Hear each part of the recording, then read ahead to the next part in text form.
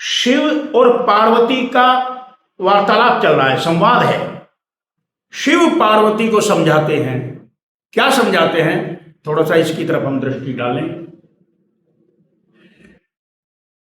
तो मांडूक एक उपनिषद है हमारा, जैसे 4 वेद हैं भाई, ऋग्वेद, यजुर्वेद, अथर्ववेद, सामवेद। इन चारों वेदों की एक 1108 कुंजियां हैं, यानी छोटी छोटी उनका सार है। उसमें 1108 में भी 108 हमारे बहुत जरूरी है। उनको हम समझेंगे, पढ़ेंगे तो हमें पता लगेगा कि क्या असलियत है।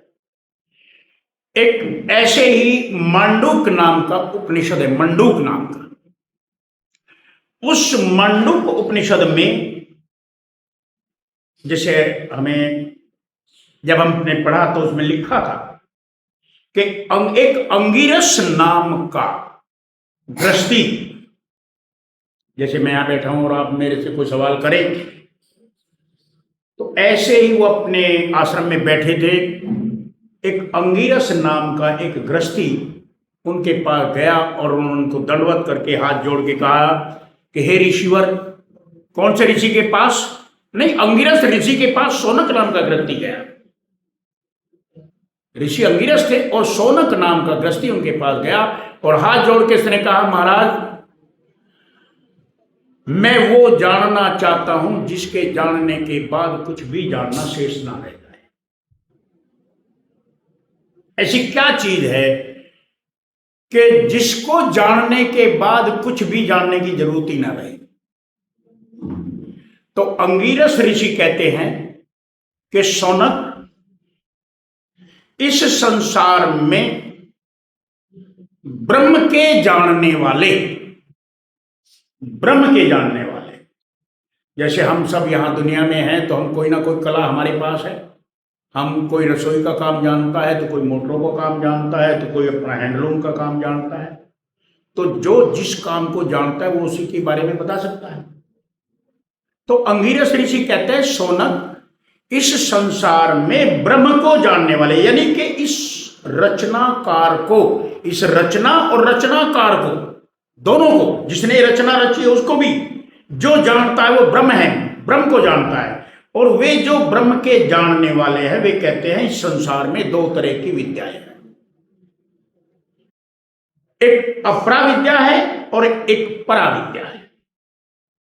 एक अपरा विद्या है और एक परा विद्या है। अपरा विद्या में 4 वेद, 6 शास्त्र, 18 पुराण, 9 व्याकरण, ये सब कुछ आ जाता है।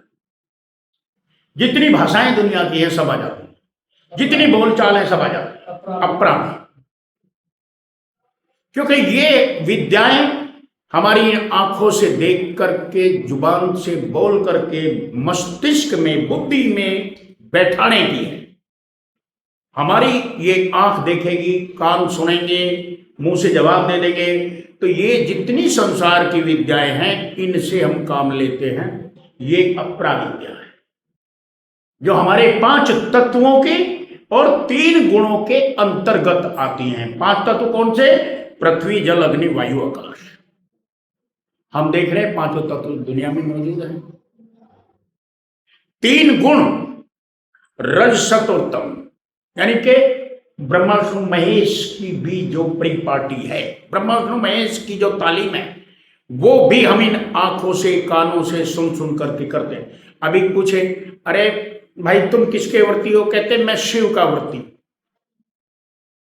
शिव का दिन है आज, मैं इसलिए व्रती हूं। और भाई तुम? कहते मैं हनुमान जी का हूं। तो इन सब की गाथाएं है ना, उनके नाम के व्रत हैं। ये सारी विद्याएं अपरा विद्या में आती है। एक है परा विद्या, यानी इनके परे की विद्या। वो ना बोली में आएगी, ना भाषा में आएगी, ना वो लिखने में आएगी, ना वो, जब लिखेंगे तो पढ़ेंगे क्या? तो क्या है वो? अनरिटन लॉ है, बिना लिखा कानून है। अनस्पोकन लैंग्वेज है, बिना बोली की वो भाषा है। क्या आपको पता है कि बिना बोली की भाषा कहां से शुरू होती है मानव में? हमारी बिना बोली की भाषा हमारी आंखों से शुरू होती है, क्योंकि आंखें वो बोल देती हैं जो मुंह से बोलने की भी जरूरत नहीं है। आंखें बता देती हैं। और प्राणी मात्र की भाषा हर कोई समझता है। जानवरों की भाषा हम समझते हैं। वो अगर बीमार है, वो उदास है तो आंख से पता लग जाएगा, वो खुश है तो आंखों से पता लग जाएगा। अब ये जो पराविद्या है, ये हमारे इन 9 दरवाजों से, यानी कि हमारी मुंह से बोलने की नहीं है, हमारी आंखों की भी विद्या नहीं है। यहां से उसकी शुरुआत है, बिगनिंग है, जो वो बिना लिखा कानून है। उस पराविद्या को जो जान गया, फिर उसको जानने के योग कुछ नहीं रहता है। और उस पराविद्या को जानने के लिए हमें किसी पूर्ण महापुरुष की शरणागत जाना पड़ेगा। अब देखो, मैं तुम्हें एक मोटा सा उदाहरण दे रहा हूं और किसी का नहीं। हमारे करमवीर जी बैठे। करमवीर जी, जिस तुमने जो गुरु से जो विद्या ली, जो तालीम तुमने ली है, जो तुम धुन सुन रहे हो, पहले बताओ, धुन सुन रहे हो? रोज सुनते हो या कभी कभी? थोड़ा जोर से। रोज सुनता हूं। वो तुम्हारी बेटी है, वो बताए, वो तुम सुनते हो कभी? ये तक नहीं सुन सकती, यहां तक कि इनकी बीवी भी नहीं सुन सकती, और यहां तक कि जिनसे पैदा हुए वो भी नहीं सुन सकता। केवल वही सुनेगा, क्योंकि उसका भाग्य उसे यहां तक ले आया। यही है, कुछ हो रहा है। तो ये पराविद्या, और यहां से इसकी शुरुआत है। तो ये जो पराविद्या है, इस पराविद्या को जानना हमें बेहद जरूरी है। अगर हमें मनुष्य जन्म का लक्ष्य, हम कहें कि हमें मनुष्य जन्म मिला है तो हमें हमारा लक्ष्य मिल जाए, तो इस पराविद्या को जानना बेहद जरूरी है। यहां इसके जानकार तुम में से 3 तो हैं भाई, पराविद्या को जानते हैं। पूनम जानती है? वो आवाज सुन रही है जो यहां दुनिया में कहीं नहीं है। कभी कभी सुनते हो या रोज? हर पल सुनते हो या अब भी सुन रहे हो? और रीना, ये सुन रहे हैं। वो सुनिए, जो सुन रहे हैं, जिनका मुझे तजुर्बा है, जिनको मैंने शिक्षा दी है, मैं उनकी बात कर रहा हूं। यहां 3 शख्स ऐसे हैं जिनको मैंने इस पराविद्या की शिक्षा दी है। तीनों ही इस बात के गवाह हैं कि हाँ, और माफ करना, मुझे जितने भी सत्संग चल रहे हैं, जितने चल रहे हैं दुनिया में, किसी एक आध स्थान को छोड़ करके कोई बता दे कि भाई गुरु ने उसको ये तालीम दे दी हो या शिष्य ने वो ले लिया हो।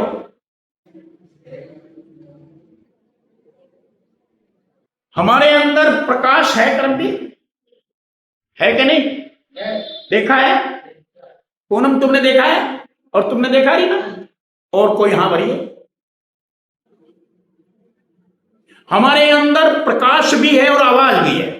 अंतर में, बाहरी संसार में प्रकाश भी और आवाज भी है। बिना प्रकाश के हम कोई काम नहीं कर सकते, और बिना आवाज के भी हम नहीं काम कर सकते। इस संसार में हम कहीं से कहीं तक जा लें, हर जगह आवाज और रोशनी के बिना हम कुछ नहीं कर सकते। ऐसे ही हम इस असत्य से, ये संसार क्या है?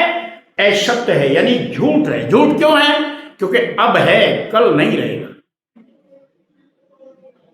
अब है, कल नहीं रहेगा। कल, क्योंकि हम जो कल थे वो आज नहीं है, और जो आज है वो कल नहीं रहेंगे। हम भी बदल रहे हैं ना। हम कल हमारा कैसा था? इतने से थे, फिर इतने, फिर इतने, फिर इतने, बढ़ते रहे, बढ़ते, हर रोज बदल रहे हैं। आज जो सुनीता यहां बैठी है, ये कल वाली सुनीता है, लेकिन कल इसका आज नहीं है। क्यों सुनीता? किसी का भी नहीं है। अब जो बदल रहा है, और फिर समय आएगा हम पे प्रश्न चिन्ह लग जाएगा। हमारे औलाद की भी औलाद, जिसे पड़ोते पड़ोते पता नहीं के कहते हैं, वो कहेंगे कोई था हमारा दादा बाबा, उस समय मौजूद नहीं होंगे। ऐसे ही हमारे दादा परदादा आज कहां हैं? खत्म हो गए। कोई उन्हें ढूंढ के ला सकता है? कोई बता सकता है भाई यहां बैठे हमारे दादे परदादे? नहीं बताता। ये संसार इसीलिए भ्रम है। हम जो असलियत समझ रहे हैं वो असलियत नहीं है, वो झूठ है, फरेब है और असत्य है। इसलिए हमारे धर्मशास्त्रों में, उपनिषदों में कहा, तमसो मां ज्योतिर्गमय, अंधकार से प्रकाश की ओर चलो, असत अस्तो मां सदगमय, असत्य से सत्य की ओर चलें, और मृत्यु और मां अमृतगमय, मृत्यु से अमरता की ओर चलें। लेकिन चलें, हम झूठ में बैठे हैं। आज से ठीक 100 साल बाद हम में से यहां कोई नहीं होगा। आज से 100 साल पहले जो लोग थे, आज उनमें से एक भी नहीं है हमारे बीच। तो ये झूठ है, विनाशकारी है, और जो सच है, जो रहने वाला है, तो हमें उसकी ओर चलना है। तो क्या कहा? चलो चले सत्य की ओर। हमारा ये नारा, हमारा संदेश है सबको कि चलो चले सत्य की ओर। जो भी चलना चाहता है, सबके लिए आह्वान है मेरा, जो भी चलना चाहता है उसे चलने के लिए ये भवन मौजूद है। सत्य का वो मार्ग बाहर संसार में नहीं है। जैसे ये दुनिया अब हम हैं तो हमें नजर आ रही है, जब हम नहीं होंगे तो हमारी तरफ से दुनिया भी खत्म। हमारे अंतर में जो है वो सच है, और वो सच हमारे यहां माथे से ऊपर चल करके मिलता है हमें। इसीलिए शिव भगवान को बड़ा क्यों कहा है? क्योंकि शिव का ये तीसरा नेत्र खुला है।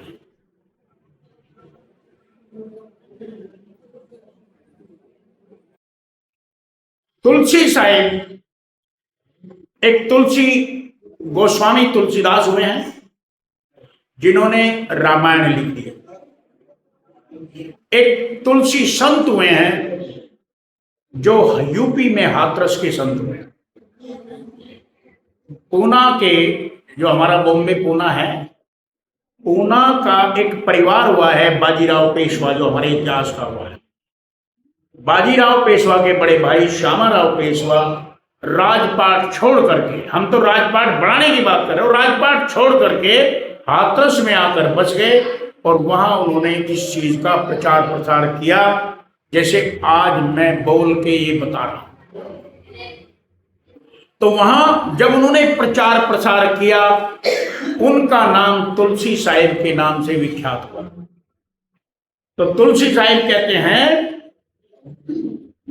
गौर से सुनिए, वो तुलसी साहिब कहते हैं, हमने क्या करा, 4 18 9 पढ़े, 4 वेदों को पढ़ा, 18 पुराणों को पढ़ा, 9 व्याकरण पढ़ा, 6 शास्त्रों को पढ़ा, सट पढ़ खोया मूल। हमने अपनी पूंजी खो दी। हमारे पास पूंजी कितनी बेशकीमती है तुम्हें पता है? अभी परमात्मा जो हमें ऑक्सीजन दे रहा है, जो श्वास दे रहा है, उसकी कभी पेमेंट करते हैं परमात्मा को? लेकिन अगर हमें कमती आने लगे तो एकदम भगेंगे हॉस्पिटल, 1 घंटे का कितना चार्ज कर लेंगे, उनकी मर्जी। हमारा वजूद हो या ना हो, लेकिन देना पड़ेगा। घर बेचो, कुछ करो। जो परमात्मा हमें ये सारी चीज दे रहा है, हम उसका शुक्राना नहीं भेजते, और अगर तुम मेरी हेल्प करो और मैं तुम्हें धन्यवाद ना कहूं तो तुम्हें कैसा लगेगा, अंदाजा करो। अगली बार तुम मेरे किसी काम नहीं आओगे अगर धन्यवाद भी ना कहूं तो। परमपिता परमात्मा जो सबका निगहबान है, सबको ऑक्सीजन वही दे रहा है ना, सबको खुराक भी वही दे रहा है, सबको आंख नाक कान उसी ने प्रदान किए। दुनिया में किसी ने नहीं किए, क्योंकि जहां इस शरीर की रचना रची गई, जहां ये गढ़ा गया, वो जो लेबोरेटरी थी, वो जो घट था, वो माता का गर्भ में गढ़ा गया। ये आंख, नाक, कान या हमने गढ़ी है, माता के गर्भ में रख के गढ़ दिया और दिखाई दिया ना। जैसा वो लोप है, क्यों? वो सच है। जैसे आत्मा सच है, परमात्मा सच है। आत्मा किसी को दिखाई नहीं देती, क्योंकि हमारी आंख, कान, नाक का विषय नहीं है। परमात्मा भी दिखाई देने वाला नहीं है, क्योंकि जब आत्मा तो उसी का अंश है ना। और हमने अपनी मन मर्जी से जगह जगह परमात्माओं को मान लिया। किनको मान लिया? जो दुनिया में पैदा हुए, और दुनिया में जिन लोगों ने उनको बड़ा बना दिया, हमने भी बड़ा बना दिया। विचार करें हम, कबीर साहिब 600 साल पहले दुनिया में आए, उसके पहले तो नहीं थे। तो कबीर पंथी भी कोई नहीं था। गुरु नानक भी 650 साल पहले आए, उसके पहले कोई सिख भी नहीं था। 2000 साल पहले कोई ईसाई नहीं था। 2500 साल पहले कोई महात्मा बुद्ध का चेला नहीं था, क्योंकि महात्मा बुद्ध ही 2500 साल पहले आए। और द्वापर से पहले कृष्ण जी नहीं थे। भ्रष्टाचार जरूर था, कृष्ण जी तो नहीं थे द्वापर से पहले। भ्रष्टाचार था। सतयुग में राजा हरिश्चंद्र को सच बोलने पर भंगी के यहां पानी भरना पड़ा। इसका मतलब सच इतना खतरनाक है कि सच बोलेंगे तो भंगी के यहां भी जाना पड़ेगा, राजा को जाना पड़ा, और सतयुग में जाना पड़ा। त्रेता युग में रामचंद्र जी आए, इसके पहले रामचंद्र जी भी नहीं थे। जब ये कुछ नहीं था, तब किसकी पूजा करते थे लोग? तब भी तो कोई भगवान होगा ना। क्या सुनीता, तुम समझदार हो, मैं तुमसे एक सवाल पूछता हूं।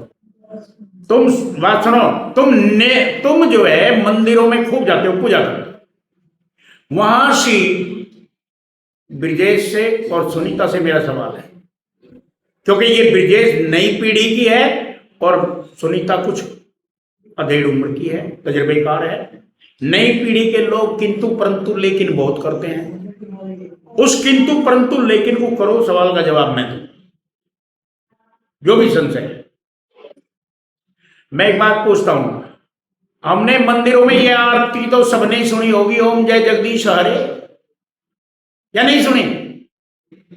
अरे तुमने सुनी है? बीच वाले ओम जय जगदीश की आरती सुनी है कि नहीं? मंदिरों में सबने सुनी होगी। इसमें, इस आरती में किसकी महिमा गा रहे हैं? कौन भगवान, किस भगवान को मान रहे हैं? जवाब दोगे? है नहीं याद है तो मैं आरती सुनाता हूं। ओम जय जगदीश हरे, स्वामी जय जगदीश हरे, भगत जनों के संकट पल में दूर करे। कौन करता है वो दूर? अरे कौन करता है वो दूर?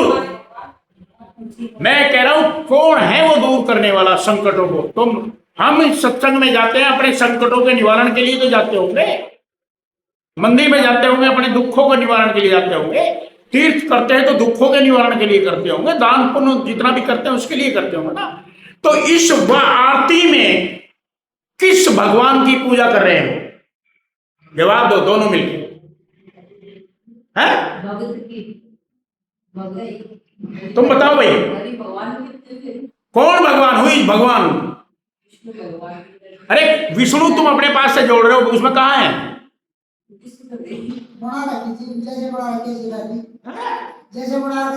अरे जैसे बना के दे दी थी। मैं यहां लिखूं सुनीता महामूर्ख है तो हो जाएगी क्या?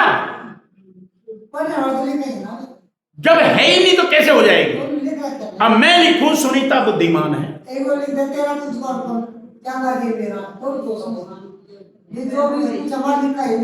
अपनी तरफ से ज्यादा वो अक्ल मत दौड़ाओ, केवल उसका जवाब दो जो मैंने पूछा है। ये बताओ कि कौन से भगवान संकट दूर करेंगे? गा तुम रहे हो, बनाने वाले की बात कर रहे हो, गा तुम रहे हो। सुनिए, सारे संसार में तुम भी हो ना, मैं तो नहीं हूं। मैं तुम्हें बताऊंगा कौन क्यों गा रहे हैं, किसको गा रहे हैं। मैं तो नहीं हूं, तुम भी तो। देखो बात सुनो, हमारा अध्यात्म में क्या हाल है सबका, मैं वो बता दूं। अंधों का, जैसे एक अंधों का परिवार है और उसमें से एक अंधा किसी को गाली दे रहा, उसने पूछा भाई तू किसको गाली दे रहा, कहते जैसे हमारे घर वाले दे रहे। अब घर वालों के पास गए, तुम किसको दे रहे हैं, तो जैसे हमारे बड़े बड़े देते आए। पता उसे भी नहीं, पता उसे भी नहीं। वो हाल सारी दुनिया का हो रहा है। हम आरती गा रहे हैं और न्यू गा रहे हैं कि हमारे संकट दूर होंगे। भावना तो यही है ना, क्योंकि उसमें सुन रहे हैं कि पल में दूर करें। भावना तो यही है ना। और आखिर में एक मोहर लगा दी, कहा जो ध्यावे फल पावे। अब ध्या कौन रहा, तुम या कोई और? सोचो कौन ध्या रहा है उसको, तुम ध्या रहे हो या कोई और? मैं ध्या रहा हूं क्या? जो ध्यावे फल पावे, कष्ट मिटे तन का। यही है, कुछ और है? मैं कोई अलग तो नहीं बोल रहा। स्वामी कष्ट मिटे तन का, सुख संपत्ति घर आवे। यही है, कुछ और है? फिर कौन से भगवान की बात कर रहे हो तुम? उसमें आरती तो तुम गा रहे हो, कौन है वो? अभी अपने दौरे से हमने जोड़ लिया, बंसी वाला दूर करे। हमने जोड़ दिया वो, लेकिन जिसने ये प्रार्थना पढ़ाई उसने बिल्कुल सटीक बनाई थी, उसका रूप बिगाड़ दिया। जिसने ये प्रार्थना बनाई है उसी का तो अनुसरण सारी दुनिया कर रही है ना। अब उसी के शब्दों को हम तरोड़ मरोड़ के कुछ भी फिट कर दे तो हमारी गलती है ना, क्यों भाई?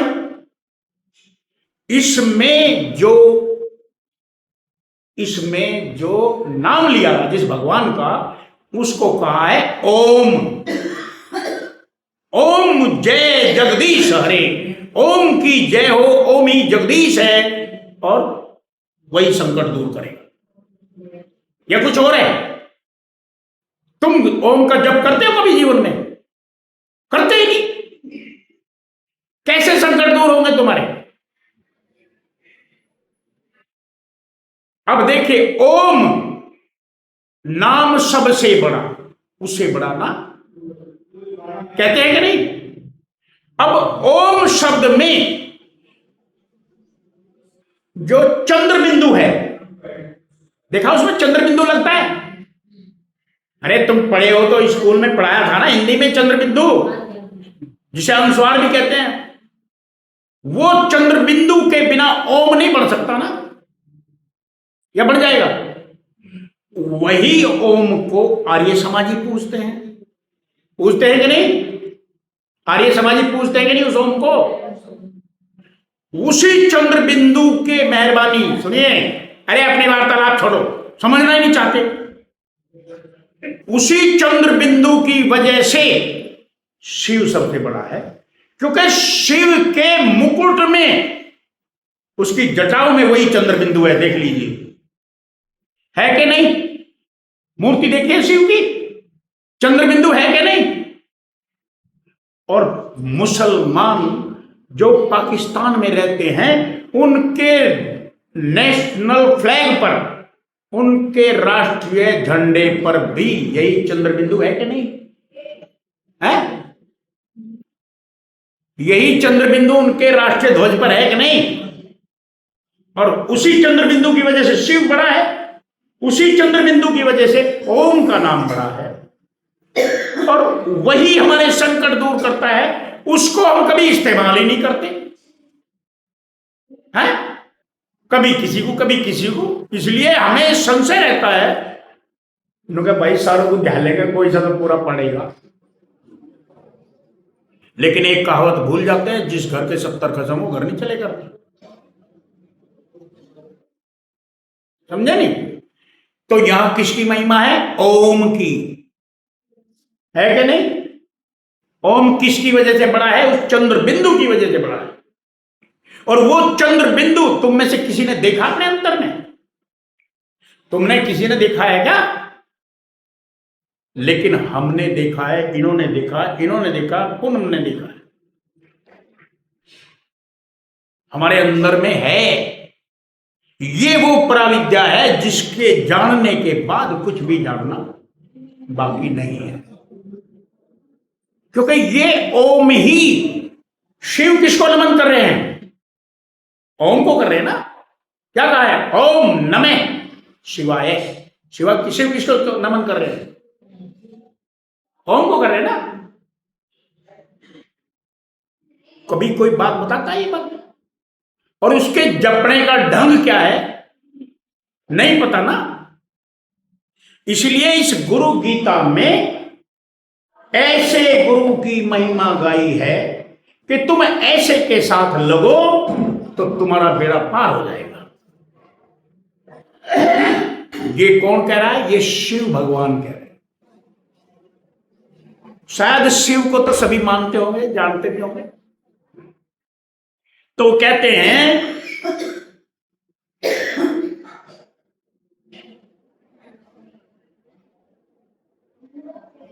ये अपराय विद्याएं, ये जो अपरा विद्याएं हैं, अभी मैंने कहा था 4 वेद 6 शास्त्र 9 व्याकरण 18 पुराण अपरा में कहा था ना। जितना ये दुनियादारी है ये सब अपरा विद्याएं हैं। और शिव भगवान पार्वती को कह रहे हैं कि ये अपरा विद्याएं संसार में हमें भोग के सामान को, सामग्री को प्राप्त करा सकती हैं, जीवन में सुख सुविधाएं दे सकती हैं, किंतु इनसे जीवन में शांति और आनंद की प्राप्ति कभी नहीं होगी। ना शांति मिलेगी और ना आनंद मिलेगा। जब से ये दुनिया बनी है, पता नहीं कब से बनी है, जब से भी बनी है, चाहे लाखों साल हो ले, करोड़ों साल हो लिया, 2 दिन हो लिए, हमारे सामने तो हमने देखी, जब हम दुनिया में आए तो दुनिया बड़ी बनाई थी। सीधी सी बात है, हमारे सामने तो बनी नहीं। जब से ये दुनिया बनी है तभी से लोगों ने सुख की तलाश शुरू कर दी। सुख की तलाश में हर कोई दौड़ रहा है रात दिन, और कोई सुखी है? नानक दुखिया सब संसार। वो सुखिया जो नाम आधार, नाम कौन सा? वो ओम ही। क्या हमने उस ओम का जलवा देखा है? कब देखेंगे? महापुरुष कहते, कबीर साहब ने कहा, जब लग जरा नहीं ये काया, जब तक इस काया को कोई रोग ना लगे, जब तक ये काया बुढ़ापे की तरफ ना चले, उसके पहले पहले इस पर खोज कर लो। अगर एक बार इसको बीमारी लग गई, एक बार बुढ़ापा आ गया, तो अपनी बाय बिड़दन तक फुर्सत नहीं पाएंगे। एक बार अगर हमें कोई रोग लग जाए तो माफ करना, हमारा ध्यान 24 घंटे वहीं पड़ा रहेगा। कर पाएंगे? जब लग जरा कृषि नहीं काया, जब लग भजले रे, तब लग भजले रे सारंग पानी, तब तक इस नाम को भजले, तेरा बेड़ा पार हो जाएगा, नहीं तो नहीं होएगा।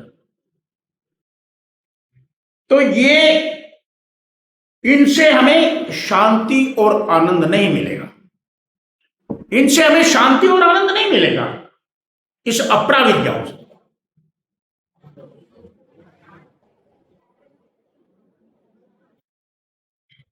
ये ना ये अमृत की हमें प्राप्ति करा सकती, ये जो अपरा विद्याएं हैं ये हमें अमृत की प्राप्ति भी नहीं करा सकती।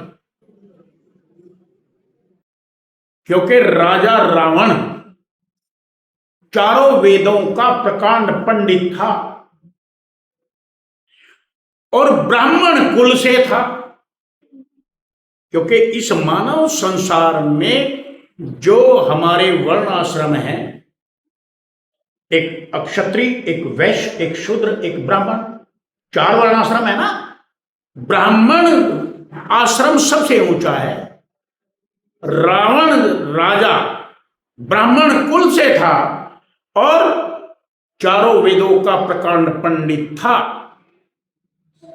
अंतिम दुख जो सबके साथ जुड़ा हुआ है क्या है? मृत्यु ना आए मुझे, मैं मरूं ना। क्या उस दुख को निबेड़ पाया? नहीं निबेड़ पाया। क्योंकि गुरु नानक साहब कहते हैं, नानक दुखिया सब संसार, सो सुखिया जो नाम आधार। जो उस नाम के आधार पर है केवल वही सुखी है, हैं? और इस नाम के विषय में कौन जानता है? अपरा विद्या की तालीम वाला नहीं जानता, वेद शास्त्रों को खोजने वाला नहीं जानता। ये मैं नहीं कह रहा हूं, ये गुरु गीता में शिव भगवान कह रहे हैं, पार्वती को समझा रहे हैं। पार्वती, अपरा विद्या के जानकार आनंद और सुख की प्राप्ति नहीं कर सकते। हमें पराविद्या चाहिए और पराविद्या हमें यहां से ऊपर ले जाएगी। जो इस विद्या को जानेंगे वही सुख और शांति लेंगे। ये मृत्यु दे सकती है अपराविद्याएं। अपराविद्याएं हमें मृत्यु देंगी और पराविद्याएं हमें अमर देंगी।